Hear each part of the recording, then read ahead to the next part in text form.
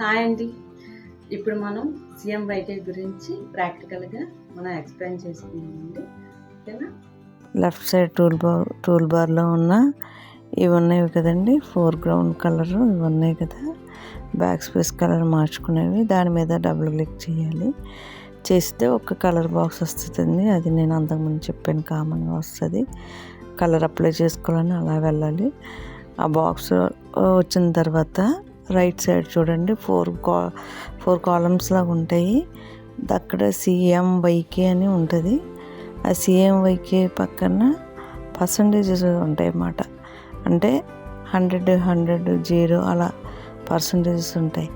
అయితే ఈ కలర్ని మనం పెట్టుకునేటప్పుడు సిఎంవైకేలో మార్చుకున్నప్పుడు కంప్లీట్ 100% పెట్టుకోవాలండి. సిఎన్ కంప్లీట్ 100% పెట్టుకుని ఎంవైకే 3 జీరోలు పెట్టుకుంటే మనకి సిఎన్ కలర్ చూపిస్తుంది.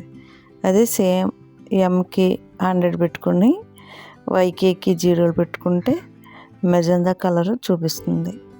అలాగే వైకే 100, మిగతావన్నీ 0 పెట్టుకుంటే ఎల్లో కలర్ చూపిస్తుంది. అది కే పెట్టుకుని 100 మిగతావన్నీ 0 పెట్టుకుంటే బ్లాక్ కలర్ చూపిస్తుందండి.